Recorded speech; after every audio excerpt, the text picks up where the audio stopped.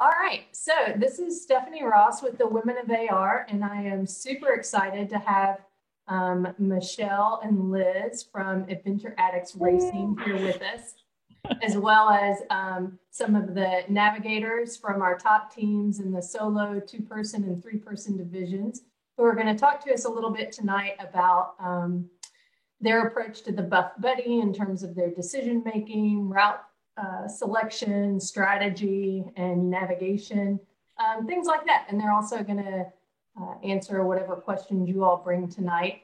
So let's start by introducing everybody. Michelle, you want to introduce yourself and Liz? Yep. So I'm Michelle, obviously Liz. I think everybody knows us by now. We run Adventure Addicts Racing, and obviously we put on the Buff Betty. So the Buff Betty was actually one of the first adventure races I ever did back in 2005.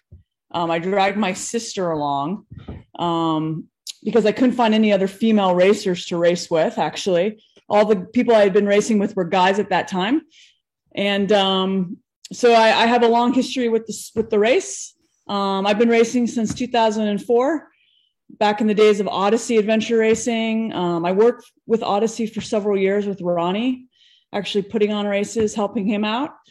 I've done probably 15 expeditions. That's my first love is the really long expedition races. I'm eagerly looking forward to watching the World Championships coming up.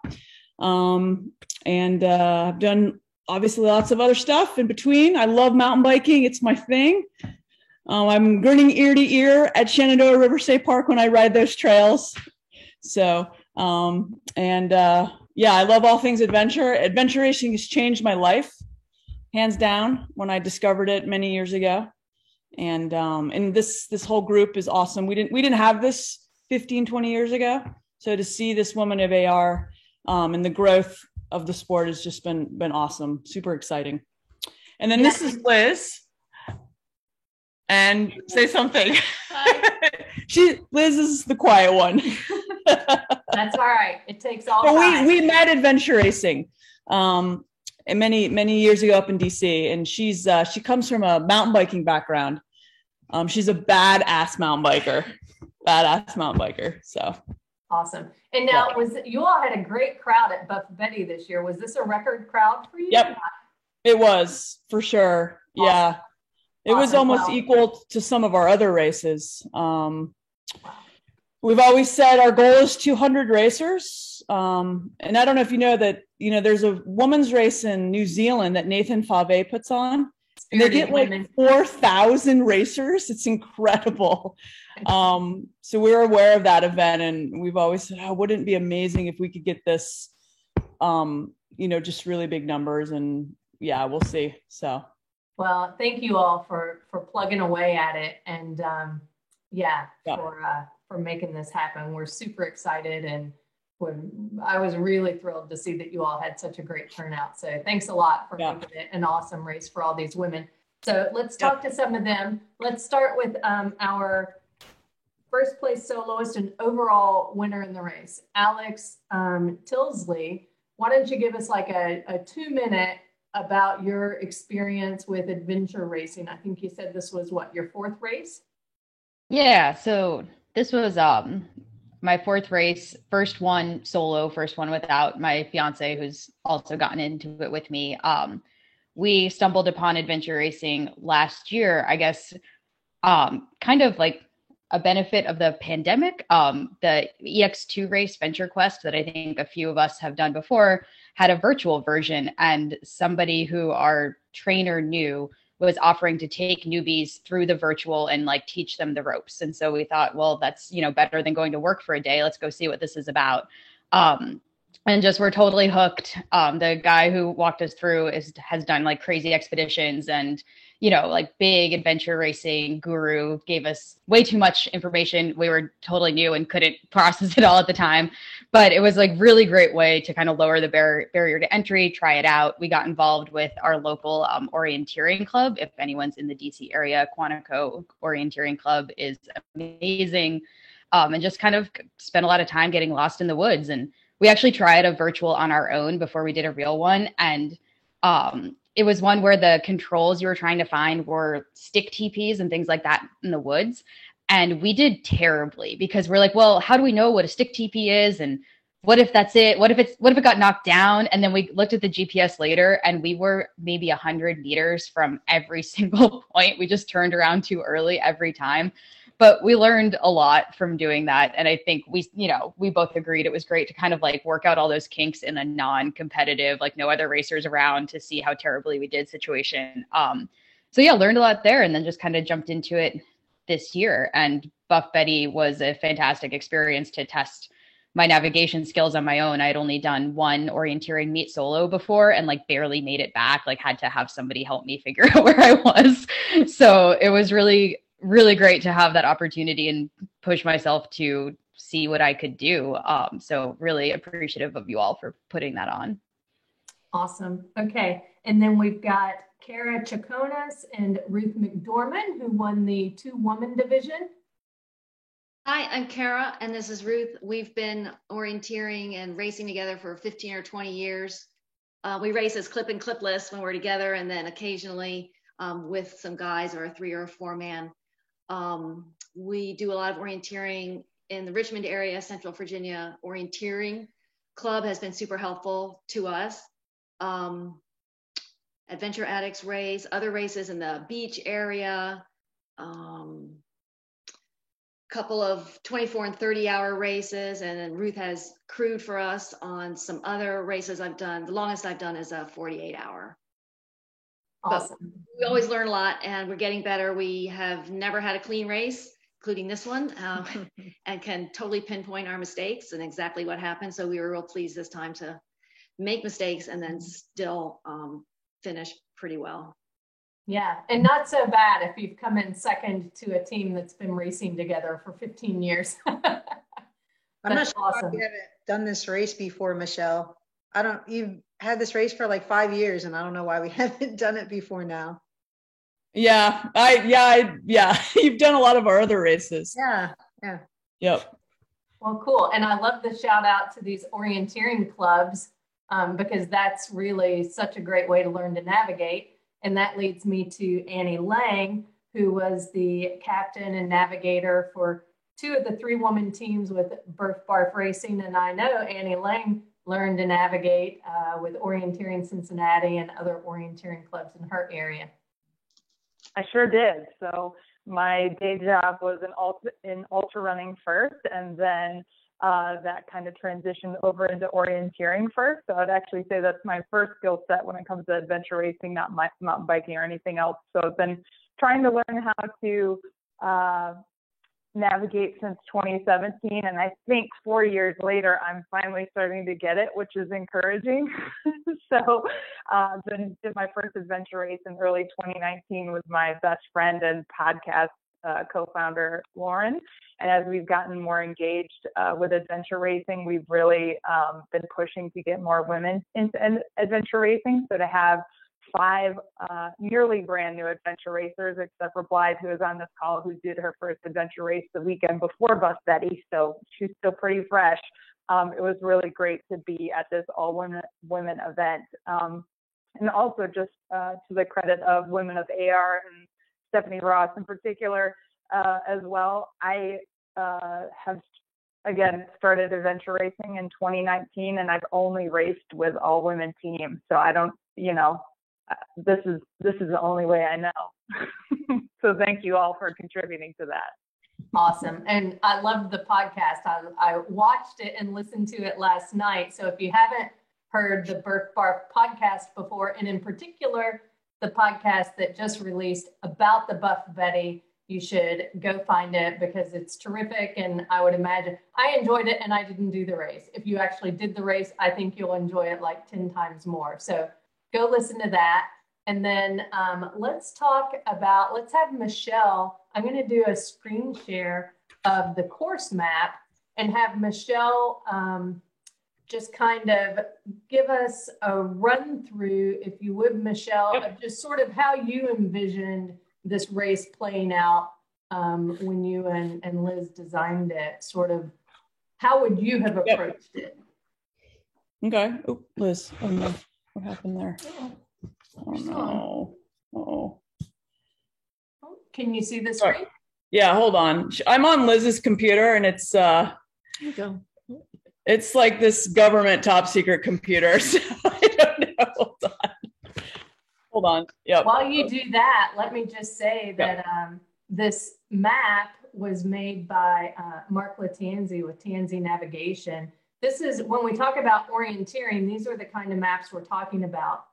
This is a 1 to 15,000 scale orienteering map, and what makes it different from just a regular USGS topo map is that scale, because at that scale you can map lots of small features that you don't see on a 1 to 24,000 map, and the vegetation typically is all mapped, and so it just you have a lot more information to navigate from. So great job to Mark Latanzi and to you all for getting this map produced of this park, because it looks awesome. Yeah, so I can't, we're having a glitch here. I think you all can hear me. Oh, there you go. That's better. Okay. Yes, we had this map remade, so we're really happy with it. Mark is amazing. We happen to live down the road, not too far from him, and know him quite well. And he's made our maps for us this year. I think he's going to be making every map we ever have from now on at this point. So we're really happy with the work. So obviously, so you just want me to kind of talk about how we designed the course? Is that? Yeah. Yep. If you want to give us an idea of sort of like how you envision the course going, like what your intended route was. I know, for example, when people look at the enabled tracking, they see that red line on there, and that red line is sort of the quote intended route. Yeah, for sure. Yeah. Obviously, Mark does that just because he needs to for the tracking. Well, so we honestly we built the race course around the paddle, which obviously we didn't have, and we build all our race courses around the paddle because you pretty much have to for adventure races, unless there is no paddle.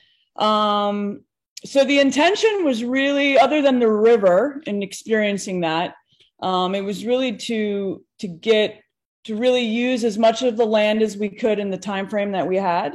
We're really familiar with this park. We've done a lot of races there. We picked this park because we've had this race at numerous other venues because of the mountain biking. I've often found that the mountain biking legs tend to be, or mountain biking in general, tends to be a barrier of entry for a lot of female racers. It's very intimidating, and probably not as much as the navigation. But we've known with this race and in the history of it that it's something that is usually very challenging for the racers. They get nervous about it. They stay away from the race because of mountain biking. And so we really wanted to take the amazing trails in the park. I think they're amazing. I think most people do, and build them into the course and really make the mountain biking fun, and not really laborious and really scary and difficult, which I think we did. And so there's obviously 2 trekking legs. It starts off with the trek, and we really, the original route was really, the first leg was designed to get teams to the river, as you can see, and it was a linear trek. We really like putting in linear legs in race courses. And linear, we mean you're going from point A to point B. It isn't a loop or a circle and whatnot. We try to do that as much as we can. Just, I think, makes for more interesting race courses. So the first trek, it ended up being pretty long because we took the paddle out, and we were able to sort of basically tell people that they had to get checkpoint 10 and 11 on foot. And then I was looking at it on late in the week, as we knew we would probably have to do this redesign. I sort of said, well, I think it would be a little bit more interesting if we gave everybody the option of doing everything out of order or not in order. And that was the original intention. So teams could get checkpoints 1 through 11 in any order on foot. And obviously there's quite a bit of elevation in this park, as you can see by the contour, particularly near the start, near CP 1 and 2. That's a climb. up. And then you sort of come down and back down on the river. Obviously, everything on the river is flat. If I were doing the race and sort of the way that I set it, the race course, when I set the flags, I would probably attack. I would stay low first. I would warm up flat on the river. I would run the river. I would attack everything low. I'd go to 11. I'd go to 5. I'd go to 6. I'd go to 10. I'd do 6 and then 7 again. So our original route, we wanted teams going from 7 to 8, and that was pretty heinous on that climb. That was my, which is why CP8 was worth 2 points. But I think that a lot of teams probably did it the opposite, which was definitely easier in terms of the terrain. I think elevation gain and loss. So that was definitely the best bet on that, I think. I would have come down to 7, and then I actually would have bushwhacked probably over to the trail right here, and come up and gone straight through that trail past 19. I would have hit 4 and then 3. And then I would have done that little climb up. And that would really be the only big climbing of the day right there, on that leg anyway. And then I would either get on the road, or I would just run. Yeah, probably the road to 1, hop on.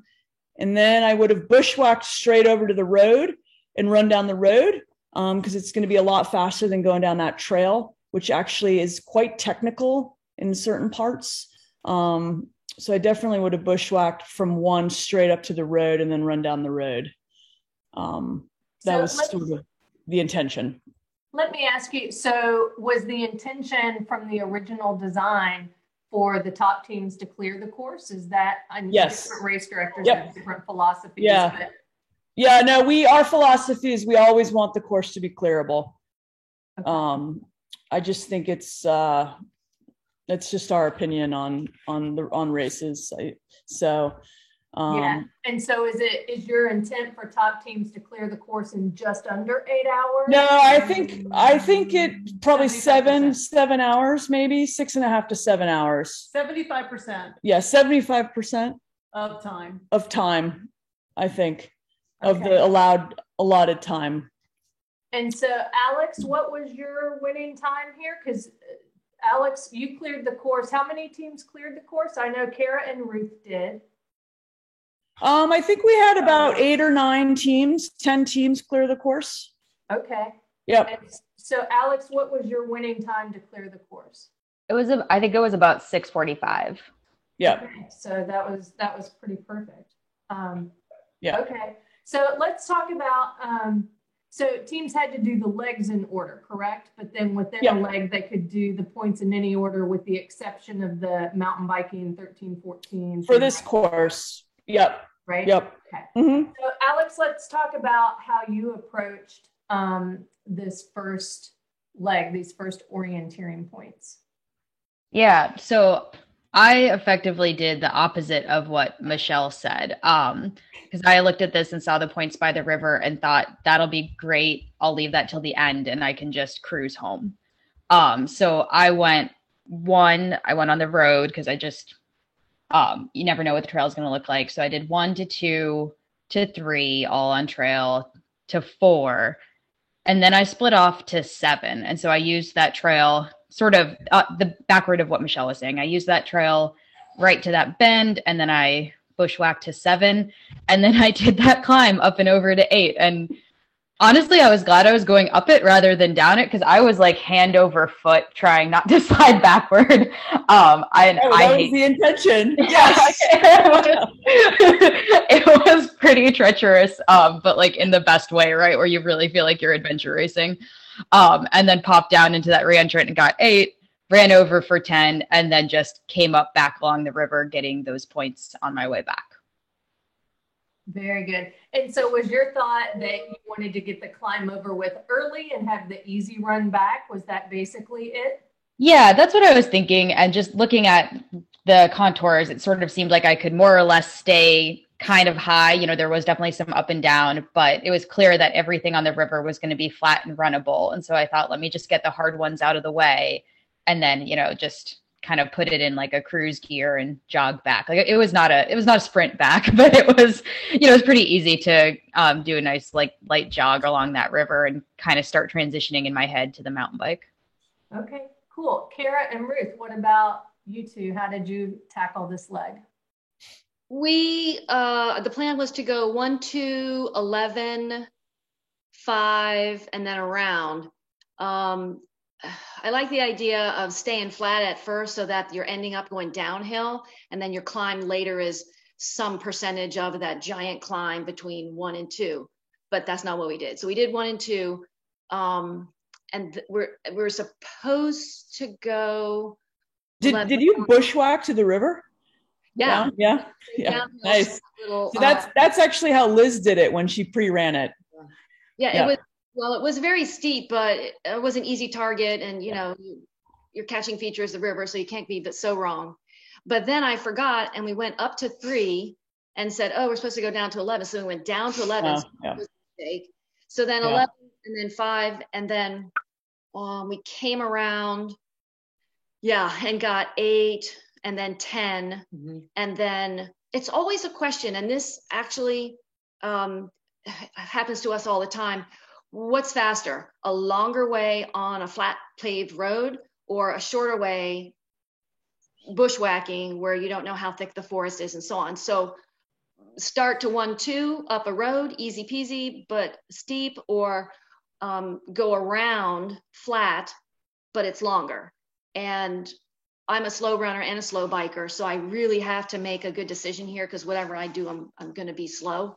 So what's slower or what's faster? So going 1 to 2 was very tiring, and that kind of took it out of me from the beginning.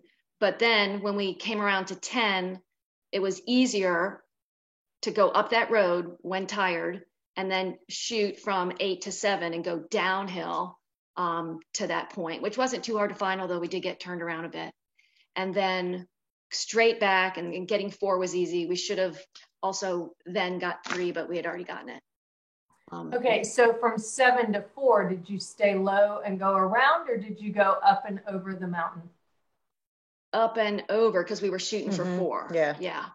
Okay, so you all did, it sounds like something similar to what Alex did. You can, let me pull up your route, because I think I lost you a little bit, but I highlighted your route here. So here's your orange route that I pulled from the tracking. Yeah, cool. So you all did this. And at that point we went downhill. Yeah, so your original intent was to go from 2 down to the river to 11, but you forgot to do that and you went to 3 first. Yeah. So then you went to 11, and then you went and did this. Right. Yeah. Yeah. Okay. All right. Very good. So the orange is your trekking leg, and I've put little arrows just showing the direction that you went. And so that was pretty similar. I did the same thing. So yeah, so Alex's ends up being a little bit more efficient because you all basically covered some extra territory there, just unintentionally, basically. Yeah. But other than that, and so she reversed this loop. You all went the opposite way she did on this. Okay, got it. So let's go back then, and Annie, what did you do for this first leg? And I'm sorry, I ran out of time, so I didn't get your team's route put on here. It was a very slow process. Okay. You're gonna have to walk me through it. No problem at all. I remember it very clearly. So I actually had it mapped out exactly how Alex did, and I was going to do it in that direction. And my brain definitely has a tendency to go, well, I know we can do it in any order, but 1 comes first and 2 comes next, and not giving it much more thought. And about 15 minutes before we were about to start, I was like, you know what? I'm actually going to reverse this whole thing. because one, the approach to CP11 is a lot easier and a lot more difficult to mess up. And it gave us, like a mile and a half jog to just kind of shake our sillies out as a team and just get the hang of moving together as a group. It was flat. I could talk to them about feature collecting as we were going along. And I've also had too many adventure races when I go to the first nearest checkpoint and then I end up hanging out there for 10 minutes waiting to punch the dang passport, which just is not the best way to start out from an enthusiasm perspective. I don't know if there ended up being that kind of a bottleneck at CP1, but regardless, starting with the shuffle along the river was the right move for our group for sure. So we hit up 11 and then we headed over to 5, stayed along the river, picked up 6, went and picked up CP10, went up the road and collected CP8, got turned around the exact same way Clip and Clipless did, and somehow find myself staring at the fence for the park boundary, like just south of the CP, and was like, oh, well, this is the fence. To essentially use the fence as a handrail to that reentrant, came down to CP7, got to see the rest of the race party, which was fun. That was like where the rest of the teams were, coming in the opposite direction of us. Which is interesting. Hang on, which is interesting because if you consider at that point, you were all basically at the far extent of the course. So the fact that you ran into them, distance wise is kind of interesting that you ran into them at this point in the course. You were a little further along, but you had taken the flat route first. So that kind of makes sense. Mm-hmm. Interesting. Yeah. Okay, go ahead. Yeah, and so that was fun. So we took 7 over to the road and then bushwhacked up without taking that switchback, and took that trail over to CP4. So, went along there. And then we picked up CP3, and then we actually stayed low. And to me, like, the less percentage of distance I can spend going uphill, the more beneficial to me. We hit CP34 as just a waypoint and bushwhacked straight up to CP2 and just cut that meandering climb. Oh. So we did CP2, stayed on that ridgeline trail because it was pretty buffed out, and got CP1. Then cut to the road and took the road down to the TA. Very cool. Okay, so let me see, do we have any?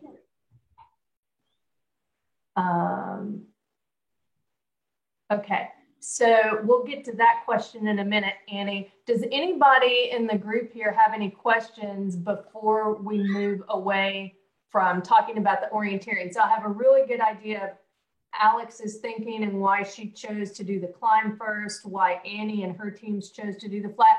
Kara and Ruth, why did you decide to tackle the climb first? Same thing. Number one, got to go there first, but it's a road and therefore it's easier to travel. And it looked very easy to bushwhack to 1, and then there was a direct trail to 2. Yeah, I think it's always nice to just kind of bag one, and then you kind of feel comfortable, and then you kind of move along to the next point. So it was the closest, and there was the road. It seemed easy. Yeah, it's a big confidence booster to hit that one quick, for sure. Yeah. Okay. So any questions from anybody before we move on to the next leg? You can always ask later too. All right. So that brings everybody back to pick up their bikes, right? And at this point, they're doing them in order, 13, 14, 15, 16. Now, I hear that there may have been some trouble locating the bike system, the trailhead to get on the bike system. I'm seeing nodding heads. Go ahead, Ruth. Yeah, so what I can tell you is there are some things on the map in real life that are not on the map. For instance, all the campgrounds in there, and there are some old trails and roads. So it is very confusing down off that road near where that P is. That was going to be our prologue, but that we didn't do. But the intention is that teams popped in on the trail, right? That big building is a huge shelter.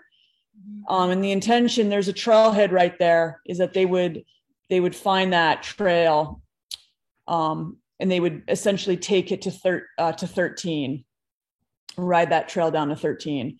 Now, obviously, teams could have stayed lower on sort of the double track trail along the river and bushwhacked over maybe, or gone around and come back. But the intention was to start it at the shelter, and that's a really nice sort of single track, some creek crossings and such, but overall pretty straightforward. And then when they hit 13, they would then pop out. There's sort of big like three-way intersection with lots of different trails there. I know some teams might have, I talked to some teams, particularly on the 4-hour, that actually got really messed up in here because there were trails everywhere, just not as experienced with the map. And then just going out to 14, which was a loop. It was a boardwalk loop, really interesting. You're riding basically on bridges on that whole loop, so it's kind of cool. There was really no faster way to do that. I think you just basically do the loop, come back, and then you have to make sure you catch the right trail there. And you know it's the right trail by looking at the map and reading the terrain. You should be climbing. You're going to start a climb up to 15. And it's one of the reasons we gave 15 was a 2-pointer, is because you're essentially climbing until you get up to sort of that first big bend.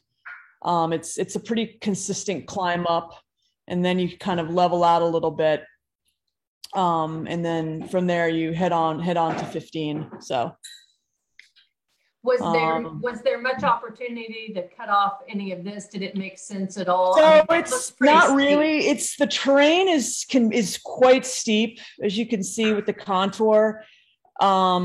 You're going to spend a lot of energy bushwhack. In some areas you can see the trail through the woods, but the amount of energy spent getting up, down, and then up again, literally crawling in some of those locations. I think, depending on your speed on the bike, I think it's probably faster to ride it. It's not worth it. Yeah. And then you'd come around, and then 16 was there. It was on a saddle. And you did, if you're moving super fast and you know where you are on the map, you're going to see it. But there's some big bends and turns, and it was a little further, I think, than some people probably. They're like, where's 16? Where's 16? And you don't realize you're not there yet. But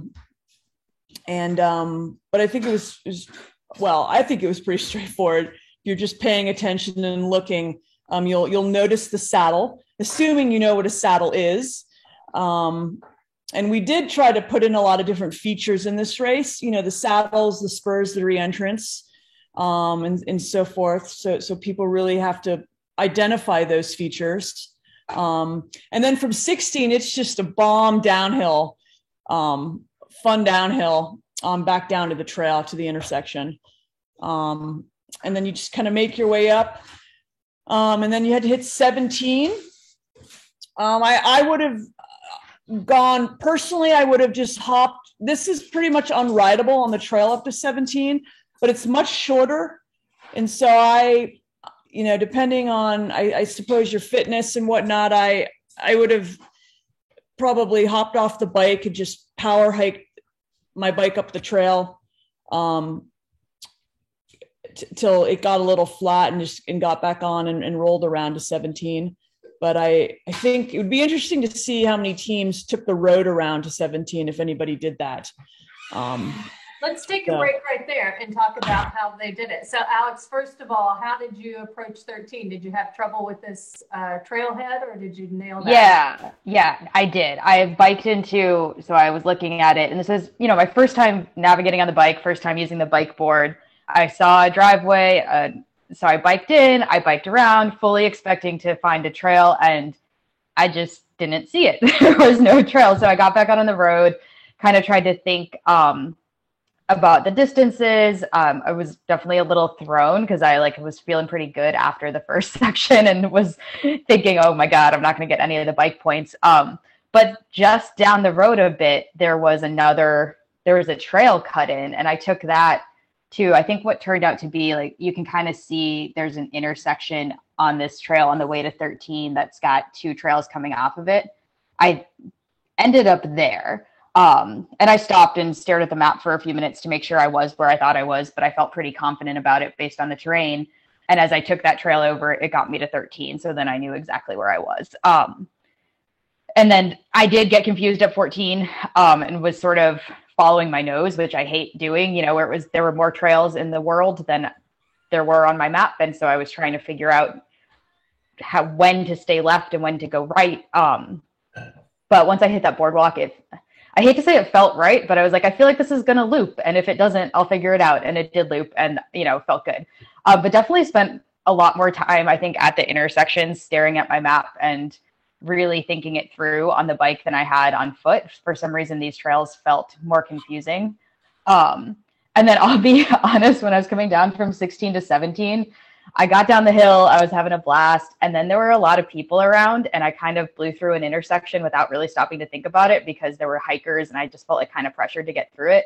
And so suddenly I was back at this parking lot, and I didn't know how I got there, and I didn't know where that trail was to get to 17. And so I just hopped on the road because I had so much trouble finding it in the first place that I was like, you know where the road is, you know where you are, just do it. It's not as much fun, but at least you'll get there. So I gave up trying to find that trail and took the road. But had I been able to find it, I'm always in favor of being on trails. So I probably would have just pushed my bike up it if I knew where it was. What about Kara and Ruth? In a very similar situation, we came out of the TA and went down towards where the prologue was supposed to be, and then got caught up in all those trails, and there's little parking lots. We couldn't figure out what was what, played around in there, went up to some of those trails, where your marker is, and realized it was wrong. So we're like, what do we know? Let's go back down to the road and try and find something. So once we got to the road, we kept going east and then found that little spur which went towards the building. Still didn't know where we were, came back to the road, and then realized, okay, if that building was that, then we came on down. Then when we got to the creek that 13 was on, we just stopped right there and bushwhacked and went and got it, came back to the road, did 14, went up to 15 and 16, which was a very bad climb, very tiring and so on, then came down to 17. And then the same thing happened when we got down to that shelter. Yeah, all of those big, thick lines. We knew where we were because we had spent so much time there earlier. We're like, let's go to the road. We know where the road is. So we got there and then came around on pavement. We were happy to be on pavement at that point. Huh. Annie? Interesting. I'm surprised. I know the park obviously so well, so it's hard for me to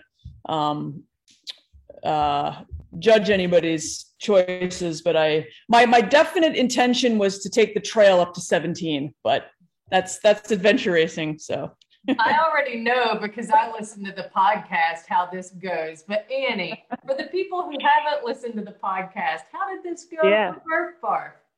Yeah, so I've actually raced at this park before, so I don't really have any good excuses. And I had the same problem at this race as I did at the last one, which was I felt like I just couldn't get into the dang single track. I was like, I'm here. How do I get in? How do I get in? So I was actually talking to my team as we were leaving the TA about the tendency and how easy it is to blow through mileage when you go from on foot to on bike. So I was very mentally prepared that I was going to blow by right where I intended to, which I actually wanted us to take the well-established trail past 13, make the turn into the trail and come back to CP 13. And I did what, Alex, you said you were following your nose. I refer to it as sensual orienteering, where you're just like, this feels right. I'm just going to go this direction. It feels like what I should do based on nothing. And I thought, this feels like I've gone too far. I think I've done the thing that I've warned my team that you shouldn't do, which is, not kind of reset your inner calibration on changing disciplines. And so I thought we'd gone too far. So we were kind of wiggling our way back and going forward and wiggling our way back. And one of my teammates, Ashley, who's a newer navigator, but really already has a knack for it, was like, okay, let's try going in by the shelter and picking up that small trail and take that to 13. And we rode by the shelter, and we also didn't see the entrance to the trail. Somebody even popped out. Alex, I don't know if it was you, where you're like, I just came from 16, and it was like, you just came, okay. And it was just like, Yes, I think that was me. I think I saw you guys. Yes. So like, it was very confusing. So I was like, you know what, let's go, good old orienteering rules, go back to the last place where you knew where you were. We went back to the TA.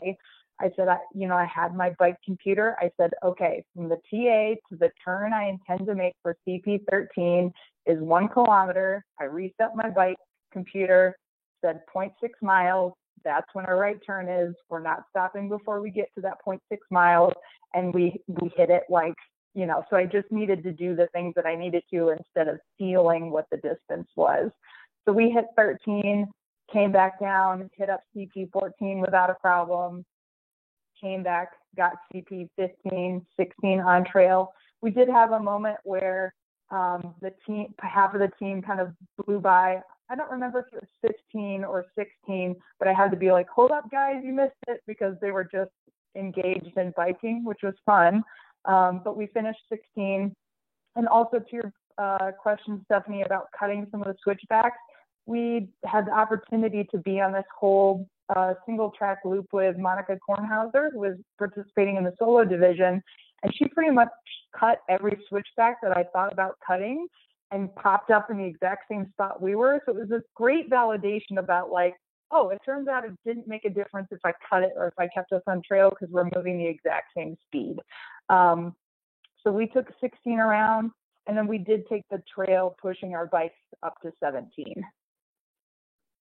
Were you happy with that decision? Was that not bad? Yeah, it wasn't too bad. And considering we had missed out on some of the climbs earlier, I also didn't want these new adventure racers thinking all of this was just a prance around the woods, so if they had to push their bikes home, that's okay. Yeah, they're there for hard. Okay, and so I know a decision that you made next, which leads me to ask before we get to this next section. So Alex, during your planning at the start of the race, you're figuring out your route and you're strategizing. Were you thinking you would clear this course? Did you have a plan to clear the course from the get-go? I honestly had no idea. I knew I'm a decent runner and a decent mountain biker, so I knew I had the fitness to do it, but I did not know if I had the navigational ability. So I planned as if I was going to, but I because we had so much time with the maps, which was amazing, I thought through what my cutoffs were. What time did I need to be at which transition in order to be able to clear it, and what might I skip if I needed to. So I figured I would at least get all the bike points on that section. It was really in the orienteering section that I started to kind of plot my contingencies to make sure I could get back in time. Obviously didn't end up needing to use those, but I really had no idea what to expect. So I went through the exercise of thinking through, where do I need to be when in order to make it back in 8 hours. Okay. And so what you were thinking was, if, depending on what time I get to CP19, I assume that you were thinking you might drop 25, 24, some of the far reaching, more eastern. Yeah, exactly. Or even just, take the southern section of those and then get on the trail and run back if I needed to. I'm confident enough in my running fitness that I knew if I had to get on a trail and book it, I could. But didn't want to be in the middle of, a re-entrant, trying to bushwhack my way out with 45 minutes to go or something like that. Yeah. So had you wheeled out these distances, or how did you estimate how much time you might need for the different legs? I had kind of, eyeballed the bike distance on the way back and thought about how much time I would need to do that, because there was a pretty clear route on the mountain bike. And so I figured I wanted to give myself, to be safe, at least 45 minutes to get back. And then I did kind of estimate the distance to the furthest point, so I would know if I get back on trail, here's how long it's going to take me to run back to transition. it was definitely, I mean, it was amazing to have so much time at the beginning to be able to do all of this, right? Because I've, in my limited experience, there are definitely ones where we have not had the time to do that. And we're kind of out there eyeballing it. And then you make some bad decisions because you're like, I don't know, it kind of looks like a kilometer, right? And it's not. So it was great to like be able to think through that just for kind of my own peace of mind to know what I had to do to get back in time. Cool. Kara and Ruth, what about you? Were you pretty confident that you would clear it, or what was your plan? We generally start out thinking that we're going to clear something. And then as we go, adjust and cut off at the end. Like we knew we could cut off 31, 32, 33 if we had to. And then additionally in the O course, we could have shortened that if we needed to. We gave ourselves a time limit of getting to that CP or the TA. I think, was it 3 o'clock or something? Yeah, we had to leave the TA at 5 to bike back. And so we had to get to the orienteering by 3. Just to give us a couple hours to do it. And I think we ended up getting there at 2:30. So we had a little cushion. But on the way from 17 to 18, again, totally uphill, real struggle for me. I kind of managed to eke out the words, "We need a plan B," because I don't know if I'm going to make this. But it worked out that once we got up to 18, we were okay. And then time-wise, I think we got to the TA before 3, so we could like relax a little bit.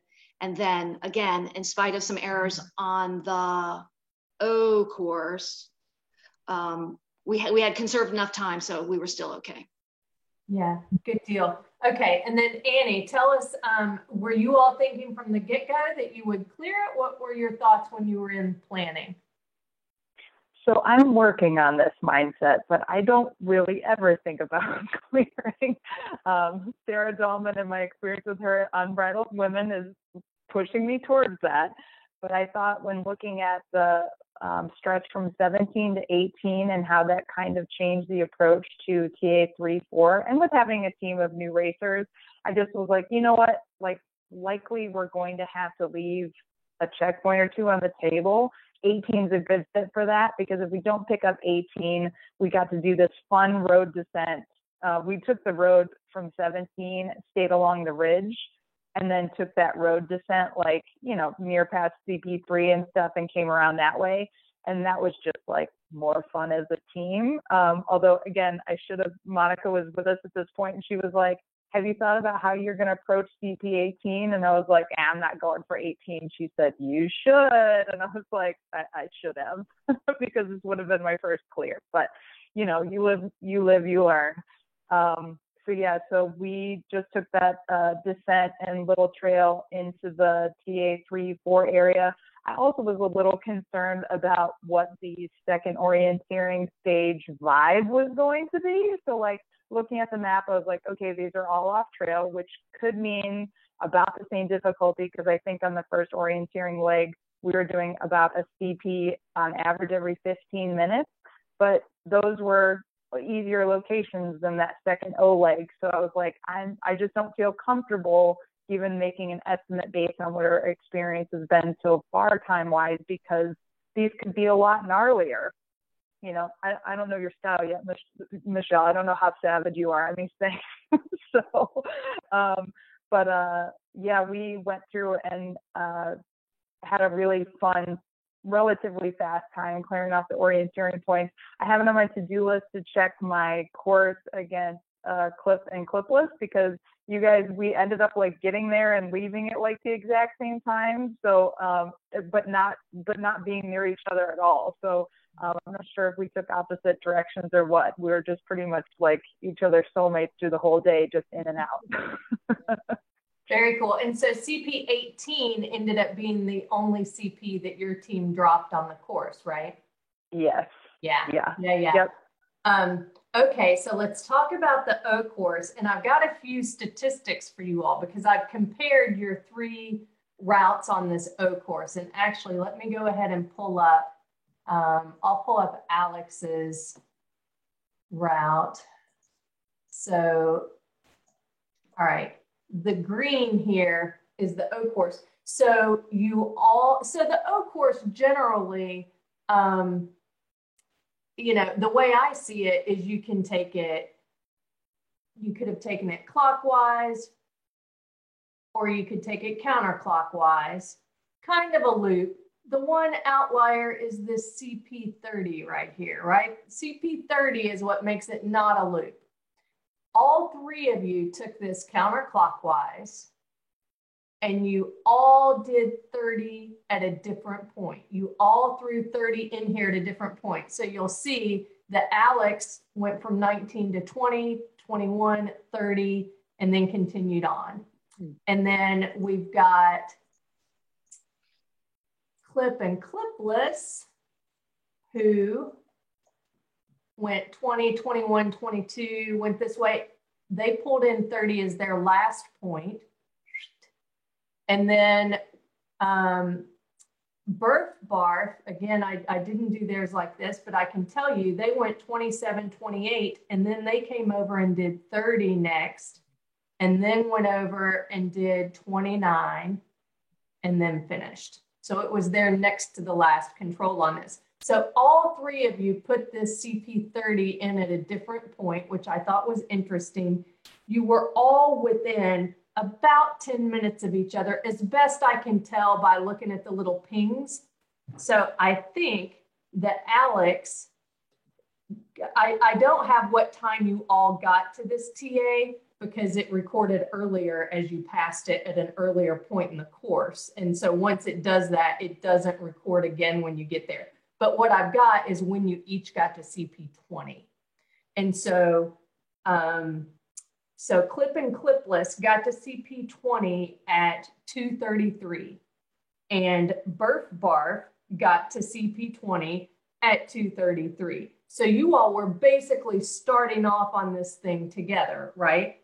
And so Clip and Clipless finished up the O course, as best I can tell, in about an hour and 58 minutes. So just shy of 2 hours. And we'd like to point out our complete FUBAR from 24 to 25, where we visited 18 again. We got 18 for you a couple of times. So that was a good 10 or 15 minutes wasted on that. Yeah, and yet you all had, as far as I can tell, the best time of the three of you on this O course, but just a couple of minutes. But, and you know, I could be off on this timing a little bit, because I was just trying to sort of estimate by when your ping was closest to that TA. But I believe that Birth Barf cleared the O course in about 2:01, just over 2 hours. And then I've got Alex. Alex came in, she was at CP20 at 1:54 as opposed to 2:33. So she was, you know, about 41 minutes. No, that's not, what is that difference? 1:54 to 2:33. Yeah, about 39 minutes. So she's about 39 minutes ahead of you all going into CP20. And she did her loop, the O course, in about 2:08. So a little more than 2 hours on the O course. And so, you know, it's really interesting with the three of you all having thrown 30 in at a different point. What makes it super interesting is I would never have thought of throwing in CP 30 where Alex did, but when I saw it on her route, I thought, wow, that's super smart, because it enabled her to come down. This was a trail, so she grabbed this trail, she stayed low. CP30 was fairly low in that reentrant, and then she could go back over. She had trail here, and the trail took her just right to that spur and straight up to 22. So that seems like a pretty decent route choice. And then she's just on up the spur to this trail. It's a lot longer, I think. But I really like that as a route choice. And I thought it was really clever. So I was honestly a little bit disappointed when I saw that your time was a little slower, Alex, because I thought this was a great route choice. What were you, I mean, what was your thought process in how you selected your attack for this? Yeah, you'll also see that I went like way past 25 and then had to go back for it. So that's part of the 8 minutes too. Yeah, I mean, when I was looking at it, like you said, it was an obvious loop except for 30, and it wasn't clear where 30 fit in. And I guess this, when I was planning it at the beginning, this was sort of part of my contingency planning, was get 30 early. Those points are all pretty close together. You know, if I'm going to have to turn back at some point, at least I've gotten that point already and I can hop on the trail. I also knew that getting from 20 to 21, I was going to get back on the trail anyway, just to use that, you know, for a reference to know where I was. And so it felt not super out of the way to go to 30. That said, this is the one choice that my partner and I have analyzed since the race. He disagrees with me. He thinks I should have gone from 21 to 22 to kind of avoid losing elevation and then having to climb back up. He and I kind of agreed if we were to do it again, might go from 27 to 30 and just use the river as the handrail to get there and then climb up. But I wasn't unhappy with my choice. It was nice to get 3 points pretty quickly. I think it probably wasn't the most efficient, but you know, now I know for next time. Yeah. For what it's worth, so Barbara Phipps and I did a debriefing yesterday, just one-on-one. She's one of my mentees in our program, and we reviewed this. And before I had seen your all's routes, that's what I had told her I would do, was 20, 21, 22, all of this. And then from 27, I would have taken the river up to 30 because of the climb issue and because that makes the navigation really simple, right? You've got a main junction there, you've got a big reentrant on the left, and it's basically the next one on the right. And then you just climb 28. I probably would have come around and hit 29 just to avoid the climb there. But I really liked the fact that it looked to me, as far as I could tell from your track, that you used this trail intersection as your attack point and then just took a bearing right into 29, which I thought was really smart. I mean, this is a big, broad, ambiguous hilltop. So that was smart to have an attack point for 29. It actually, so in real life, that was not ambiguous at all. Because once I got to that trail intersection, the clue was about it being on an old trail, and the old trail was super obvious. But really what I was thinking at that point, because if you look closely at my GPS, I started to get messy, I would say. Like the first 6 or so I hit pretty well, first 5 or 6. And then 25, I obviously got a little off. 26, I started going north on the creek before I realized I had to go back. And so then I just started being a little bit more careful with my navigation. So going from 28 to 29, I came up to that trail and I made sure to kind of aim myself a little bit south. So I knew when I hit the trail, I took a right and I went to that intersection. So I knew exactly where I was. So I just started using, you know, whereas early on I was using the features a lot, I was barely touching my compass. By the end, once I started noticing I was making more mistakes, I just started kind of being a little bit more careful, even if it meant going a little bit out of my way, because at that point I knew I was probably going to clear, but I needed to not miss any points. And so I just kind of, like they say, slow down to speed up. I just started to use some of those extra orienteering tricks to make sure I really knew exactly where I was. Yeah, we could see that. I mean, that was, you nailed that and then just beeline back to the finish. So that looked really clean. Well, good for you. Good job. So let's talk to Ruth and Kara. So what was your strategy in terms of your decision to approach the orienteering course the way you did? To go counterclockwise, and as it turns out, in order, one consideration about when to get 30 is if it's, what's the last point you're going to get, and how quickly can you get back to the TA? So once you got to 30, you just hop back up on that trail and blam, you're there. So that's why, one of the reasons why we saved it until the end and got it after 29, because once we're done with 30, we just get on the trail and go. And then, as always, we consider how much to use trail versus how much to bushwhack, how much time is it going to save us, how thick is the cover, and so on. With regard to our 24 to 25, we switched right in the middle. What we were going to do, we went downhill and found those two trails that were parallel to each other, and crossed them. And then instead of continuing on the bearing, I said, let's go down this trail for some number of paces until we get this reentrant. And I just mistook that first reentrant for where I thought 25 was, and I needed to go all the way down and find that other reentrant, and I didn't. So again, we switched from using terrain and compass to let's use the trail, and that often doesn't work for us. Okay, so your intent right here had been continue down the reentrant to here and then back up and hit it? Should have just done it, and we can blame tiredness, like you're saying, you're getting sloppy. And I think that's what happened at that point. And then it was a matter of mentally saying, okay, we really messed that up. And what's the next best thing we can do? How can we get out of this? And let's continue forward and try to make it clean. And we were able to get everything else, I think, okay. And get back on track. So mentally, that was actually a pretty tough situation for us to be able to recover from that. Yeah, well, because I mean, look at it. After that, you all, are nailing every point really nicely. So, I mean, you obviously at sub 2 hours for this O course, you were moving pretty well despite that mistake. So, yeah, that was great to recover from that as nicely as you did and not let it shake you for those next few controls. That's hard to do. So good for you. All right, Annie, what we know that you went the same direction.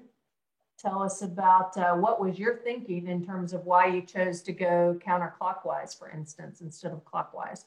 Because, judging by your earlier, how you're going to go the opposite way, in this situation, you went kind of numerically. So what were you thinking? Yeah, so just looking at making a loop, and I kind of figured it didn't really matter a whole lot what direction we went, except for there was a nice flow in following the reentrant and the water down essentially from 25 to 26. So I was thinking about the approach from 25 to 26 would be a lot easier than 26 to 25. So that just kind of determined which way we started out. So I think pretty much the same as everybody else for 20 to 21. I did get to pull like a navigation magic moment for CP22, which was fun with my team. They were like, it seems like you just stopped in the middle of the trail for no reason and just took us into the woods. What are you looking at? And I said, well, if I'm thinking about my bearing right, the CP should be right there, and kind of wave my arm in a direction, and one of my teammates goes, I could see it. so that was fun. And then because we have this beautiful map with all of this detail on it, when going from CP 25 to 24, I was like, well, guys, as we're squeezing through this saddle kind of bottleneck, you can see where the field is to our right. So in between, 25 and 24, that 23. Yellow splotch there. 23. Yes, 23, sorry. Between 23 and 24, I was like, you guys can see this field over here to our right is the splotch of yellow on your map. The bike trail is over to our left. We want to make sure that we're staying right in between these two things. As we approach 24, that'll keep us right in line with where we need to be. So like, you can't do that very cleanly on a USGS map, but you certainly can with this. So that was nice to be able to do that. And then we used I pace counted off of the trail intersection where CP 18 was to take us down into CP 25 and then 26. And then we went over the top of that spur in between 26 and 27, because I feel like I'm having to learn over and over again that the shortest distance almost always trumps the longer, easier thing. I feel like anytime I compare my route against the people who win, that's the deciding factor, is that they took the shortest route more often than not. So then 27 to 28, I took a bearing off the trail intersection where that little road spur thing is. And then the reason I did 28, 30, and 29 was really thinking about attack points. So I went for the pace count off of the intersection, or actually I think my initial approach, I tried to hit 30, being able to look at the reentrance that 30 was in, but that weird little spur thing on that reentrance, that shallow reentrance that ran parallel next to the trail, kind of weirded my brain out at this point. And I was like, what am I looking at? So we kind of just scrapped that approach and just continued southwest on that trail to that next trail intersection and pace counted our way back to CP30 and then hit it dead on when we approached it that direction.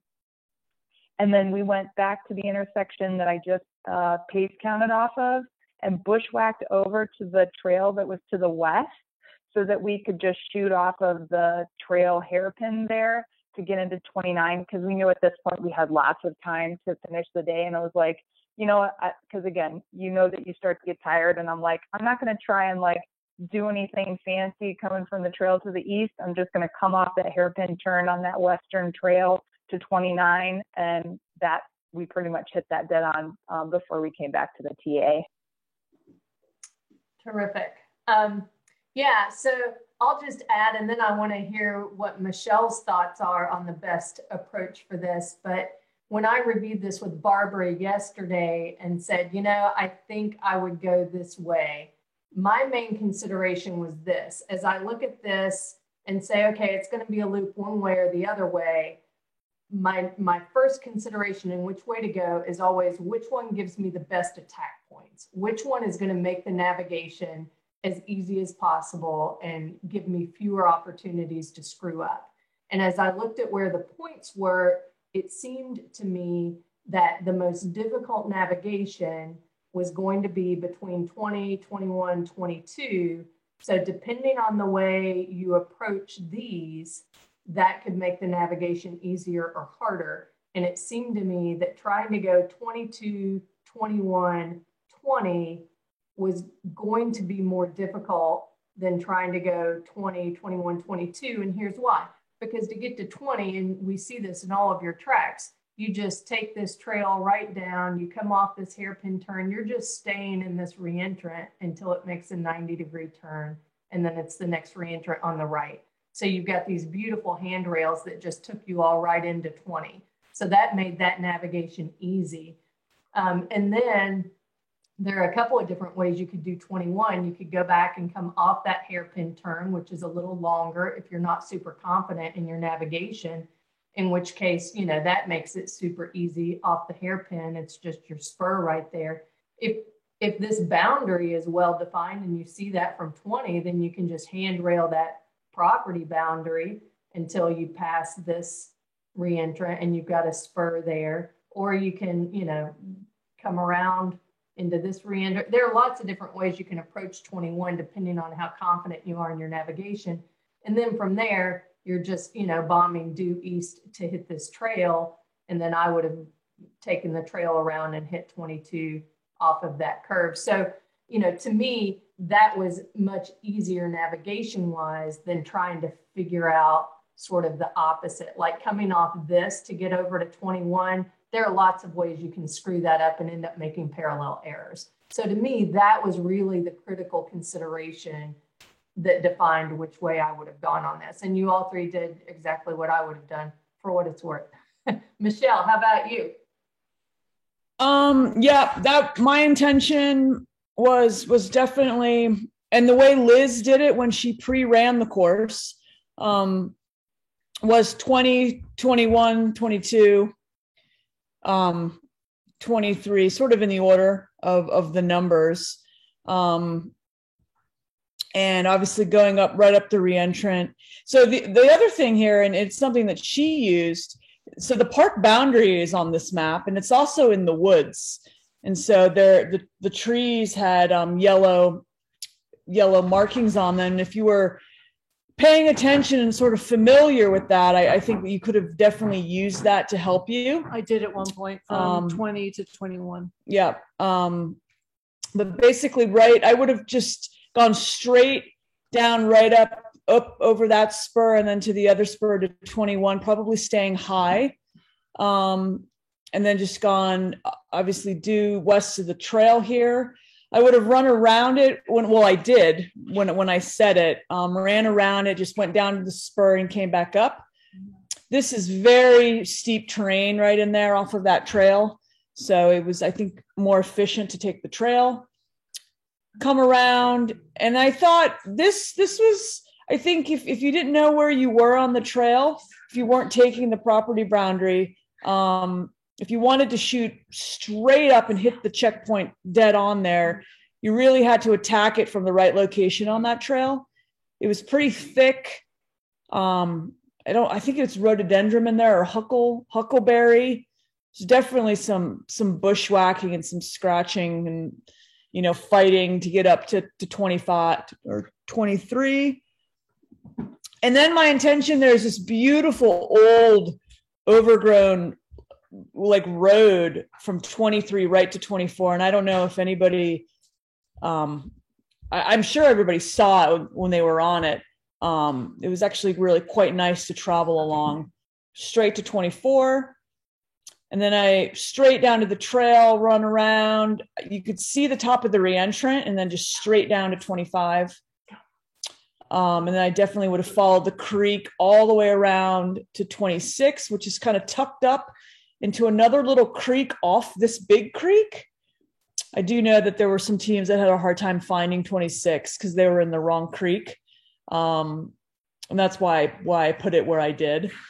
And then right up and over the spur, absolutely the fastest route. Don't go all the way around. Definitely go up and over. And then bushwhack up to the cabin right there. I think everybody probably would have known that those were the cabins when you were racing. And then from that intersection, I just would have taken a bearing and gone straight down the spur to the point. It was wide enough you would have seen it. And then from there, I would have crossed over and then just taken another bearing and hit the trail right there.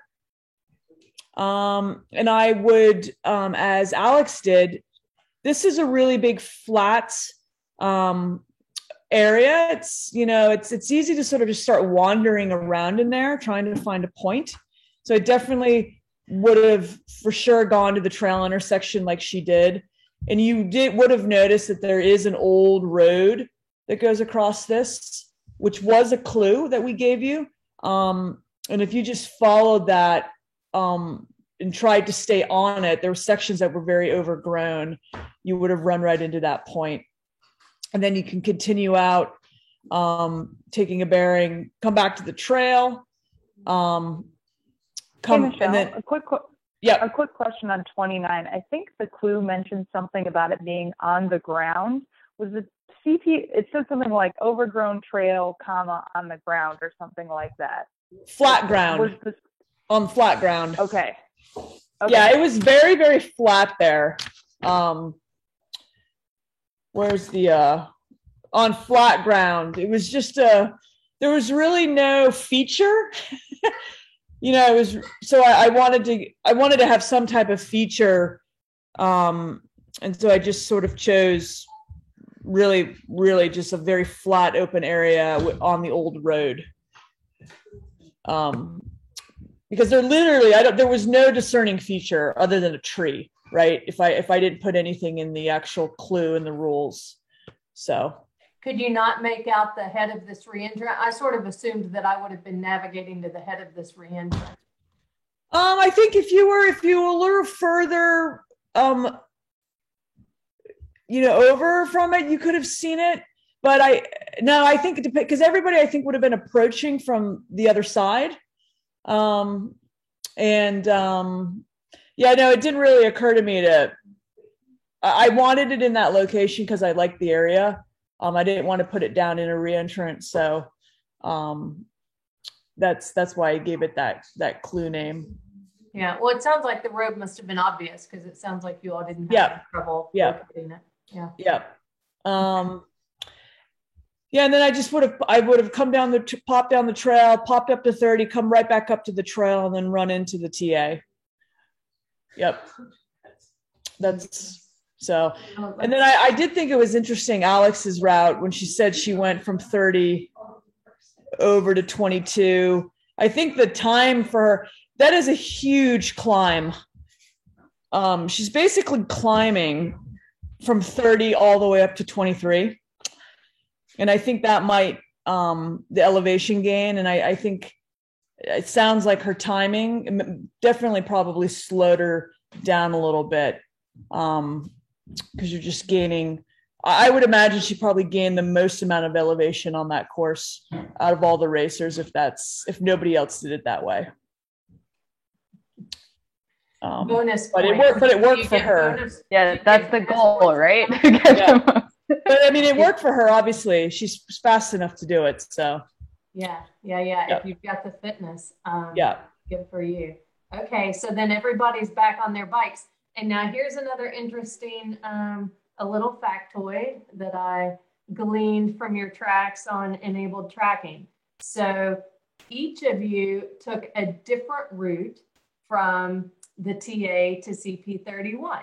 If you listen to the Birth Barf podcast, you'll hear Annie explain why she did that and how her team just like totally, soldiered on when she explained to them that they were going to have to push their bikes right up the hill they had just screamed down. But so here's what we've got. Here's the interesting thing is your times from CP19 or TA4 to CP31, your times were all very close to each other. Again, it's a little difficult to tell, but you basically all took something like 14 minutes to get from the TA to CP31. Where Annie's team lost their time was then going to CP32. And you all lost about, 14 minutes or something like that to get to CP32. And here's why. So let me think. I've got to remember which one. Oh, I've written it down, middle route. So Alex took this middle route right here. She took this trail. And that was my intended route. That was Annie's intended route. Yeah. Clipless, Kara and Ruth took this route, which looks pretty beautiful. It's a little hard to tell. I think that's maybe it's a little shorter. I don't know. Michelle, do you have any idea? Did you measure this out? It is a little shorter, but this route to the left here, it's all downhill. I mean, you are literally almost not pedaling. Nice. And it's a really fun trail. Yeah, and there's actually a sign here that says observation overlook, which is where the point was. Okay. And a social trail that goes out to it. The other trail that's totally downhill from here? This one? The trail that Birth Barf took. Yeah, right what I've heard. Yeah. Yeah, that was not my intention, but certainly a choice. And you can see. Well, let's see. You intended to take this one. I was at first I wondered if you had intended to take this lower one, because if you didn't look super carefully at 31, you could sort of imagine that it's going to be easy to get from this lower trail. But there are a lot of contour lines hiding in that little space, aren't there? Yeah, it was short-sighted. I didn't have this part of the route done as thoroughly, so I was just thinking about getting to 31 and not 31 to 32. And I stood at that intersection near the TA watching two teams, including Selena's, go down that ridge trail. And I was like, you know what? I don't make choices because other teams make them. And if I don't feel comfortable or know that I'm not going to just follow another team because other teams are going that way. And I thought, okay, to get to 31, I think it's still shorter to go down this road to 31 because of the experience of the rest of my team. I was like, regardless of the single track, I think it's faster for us to be on less single track and more established trails. And then, that's when I was like, oh, shoot, we're down. 32 is up. Like, I'm okay with a quick bushwhack up to 31, but now to get to 32, we got to get our bikes up there. And you all bike whacked basically up this, right? Sure did. And over to here. And so here were your times. So your times at CP32. Alex got to 32 at 4:23. Clip and Clipless got there at 4:49. So you were 26 minutes off the lead at this point. Recall you were, what, 39 earlier? So you all made up time on that O course and on the bike over to 32, and you had whittled the lead down to 26 minutes off the lead coming into CP 32. And then Burf Barf, so you were about 4 minutes behind Clip and Clipless at CP 31, 4 minutes. But then you got to CP 32 at 17:02. So you were 13 minutes behind them getting into CP 32. So you lost about 9 minutes with that bushwhack, the bike whack backup. So not horrible, really, all things considered. It was not, it was. Steph, can I just really quickly, Yeah. So I think talking about what Burf Bar did and they went around, I think for those newer racers or really even experienced racers, I think it just goes to show how important it is to really focus on the clues that you're getting in a lot of races, because they will give you a lot of information. And if you look at the clue for CP31, what was written was observation overlook at the end of trail. And so I think my intention is that teams would read that and go, oh, okay, well, if it's an overlook, it's going to be high, right? So if it's high, we want to stay high, and then see that, it says there's an end of a trail. So maybe there's a social trail that goes out to it, which is often the case with overlooks. So I think it's just important to, really look at the information, the clues given, because often they can give you a lot more detailed information. Yeah. And in fairness, it sounds like, Annie, you intended to take this trail, right? You didn't intend to approach it from the bottom. No, Stephanie. I want to be clear in this. I meant to go from the bottom. You meant to take this trail. I went the way that I intended to, which makes it worse. I thought you were saying earlier you intended to take this middle route. No. I intended to go down to the road and was just thinking we'll go up and punch 31 and then continue on. And I wasn't thinking about the flow from 31 to 32. So Gotcha. Yeah. Well, it's character building. Yes. And you only lost 9 minutes. My navigation was good. My route choice was bad. Yeah, that's a good example of the difference between navigation and route choice. Yeah. I hear that you intended for this section to be fun, Michelle. I hear that. I did. It was great. Those trails were so great. I'm sorry. You didn't. It's not your fault. Well, you did from 32 to 33, though. You took the trail, yeah? Yes, we did. That was good. Okay, good. Yeah. So then everybody had a fun trip back around. Nice, flat, fast, beautiful finish, right? And actually, quick clarification. So as we came around 32 to 33, we did actually bushwhack out to 33, and didn't take that trail all the way around, because that bushwhack out to 33, because you could see the building from the trail. So we popped out when we could see the building. By that time, you're like pros at bike whacking, and you're like, why would we ride this beautiful trail? Look, the building's there. We can like throw our bike to it. You all are hilarious. Okay, well, outstanding job, everybody. I'm going to stop sharing at this point so we can see lots more pretty faces. I'm seeing a question, where was the downed transformer? I don't know if that's like an inside joke or. It was, it was off of the river. It was a situation in our 4-hour race. A power line fell down and hit a cabin.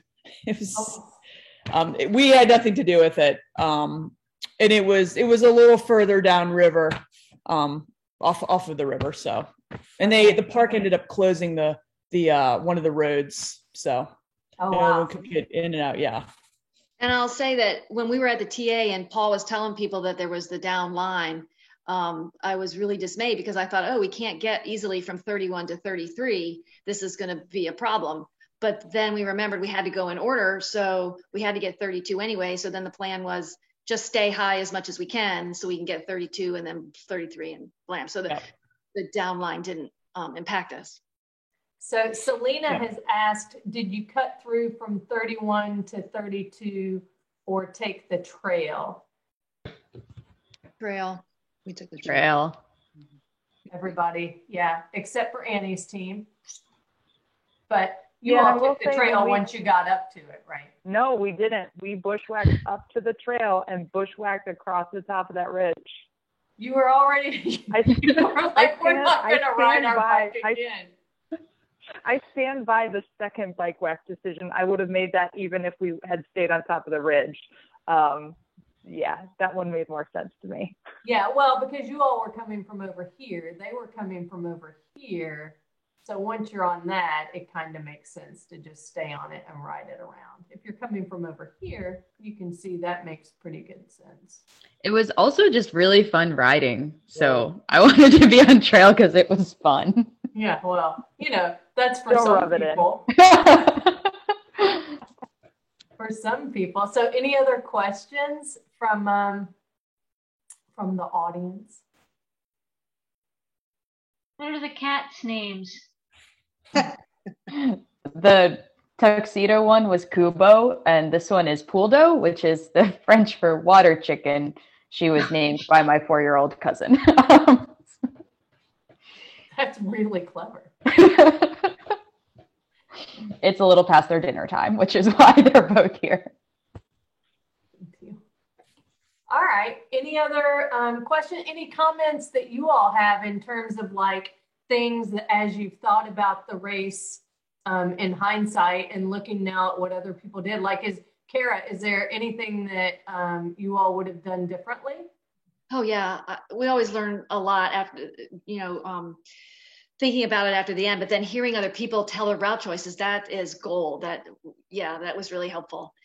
We do want to mention that we think transitions are really important, especially when we're a slow team, that if you can get in and get out while the other team is sitting around, that's helpful. So on numerous occasions on this race, we had really good transitions, which was great. And we got out and we felt good about it, only to then make a mistake and have the team kind of blow by us. But if we can put it both together and have transitions and make no mistakes, then that would be ideal.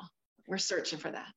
Yeah, and that's a really good point. When I called out the times that you all were on that O course, that includes whatever time you all spent in transition before and after, right? Because I didn't have any way of pulling that out of there. And so, it could well be that, maybe you weren't quite as fast on foot, but you had faster transitions, and that can help make up for that. So, that could be where some of that, that pulled you all closer. Because I would imagine, Annie, that having two teams of 3, you all were probably not that fast through transitions, right?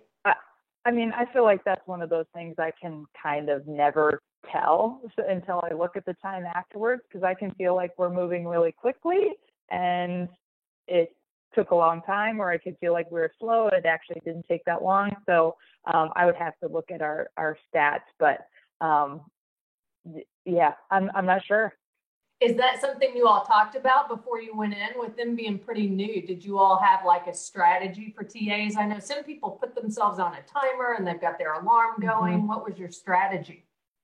Yeah, so when we did the first transition from on foot to on bike, I did tell them, I think I said 10 minutes or less, and I was telling them time as we went along. I was also reminding them before we got to the TA, be thinking about what you need to do at the TA before we get there. And I told them a couple times before we got there, think about what you need to do.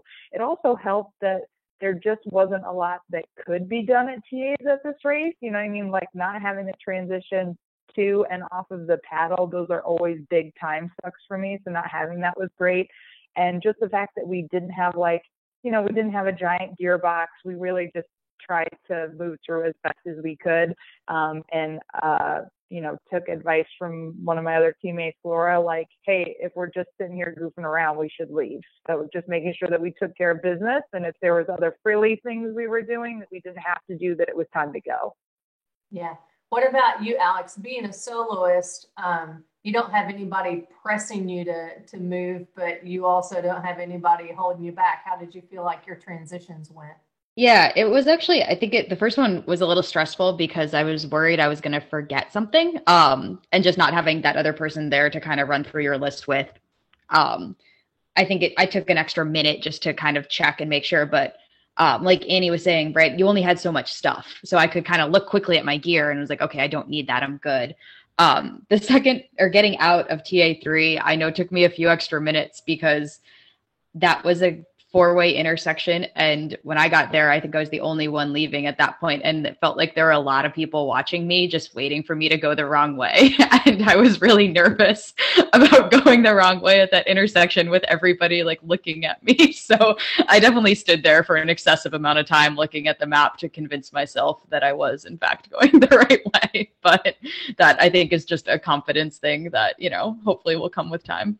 They didn't want you to go the wrong way. They were looking to see what way you went because you were in the lead. I knew I had gone the right way when I saw the photographer down the trail. That was really reassuring. But for a while, I'm standing there and people are taking pictures of me. And I was like, this is going to be really embarrassing if they all think I'm going to win. And then I picked the wrong trail, right? So yeah, right at the end. I was like frozen with fear for a little bit. That's hilarious. So now clip and clipless, do you all, does one of you wear bike shoes and one not? Where does that name come from? Because I wonder how that impacts your transitions. Yeah, Kara wears the bike shoes and I don't. We've always been that way. And I usually just carry her running shoes with me and she can easily get them out of my pack and then do her switch. That works for us. She goes to get stuff punched while I'm changing my shoes. I always keep my gloves on. Sometimes I even keep my helmet on just to save time so we can leave efficiently. Nice. So you don't feel like you're slowing her down having to change your shoes. I totally feel like I'm slowing the transition down. We also will probably not eat at a transition. We'll always eat while we're making forward progress. So that takes up less time. Yeah. We like to kind of communicate what we're going to do before we actually get to the transition area. We're talking, okay, here's what we got to do. And that kind of helps save time when we get there. We can just kind of do it efficiently and then get out. Yeah. So I've got one last question for you all, and I know we're kind of getting past our time already. But so I'm curious, which one of you is primarily responsible for navigation, and how does the other one contribute to that? Like, how do you all divide up that role on your team? Kara's the navigator, the main navigator. And I usually do like pace counting, or I'll call out features. I'm kind of a few paces ahead of her, kind of looking at the terrain and, you know, hollering out, okay, here's a road, or we've gone so many paces. And then if she gets stuck, she'll, you know, I'll come over and kind of consult and look at the map together. But she's the main navigator. Definitely a team effort. Super helpful to have two heads think about it. Good. And you know, so I'm the lead navigator for my team of two with Sarah Dahlman. And when we're in transition, if I'm sitting there looking at the map, she actually changes my shoes and socks for me. Just so you know, Kara, just so you know, Ruth could be stepping up her game here. Yeah, thanks a lot, Stephanie. Whatever it takes. We've been racing together a long time too. Yeah. You know, it's true AR love when they will like change your socks for you. Right, yeah. So let's see, Leah. Oh yeah, Leah, thanks for bringing this back up. There was a question of how much, so removing the paddle, did it shorten the race at all, and by how much? You know, it seems like there were some areas where it lengthened it as well. At least the foot part. So what are your thoughts on that?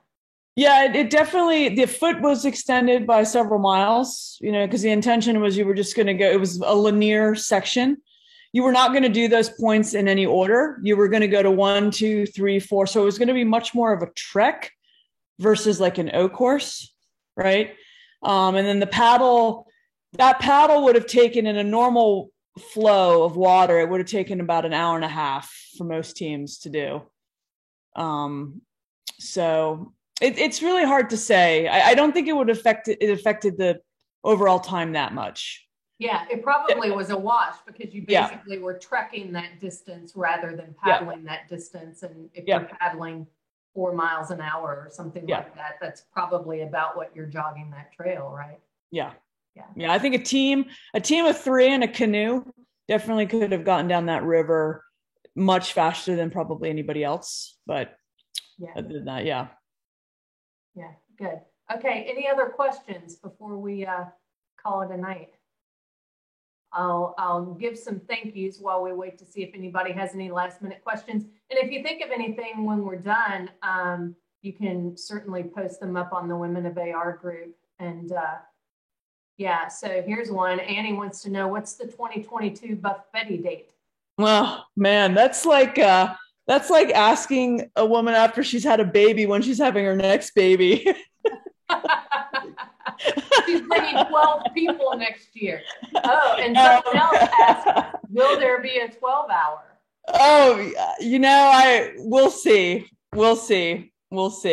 Usually we have this race in the fall, historically. Although I don't know. It's always been really close to nationals, which I think maybe we could work on that in separating them more.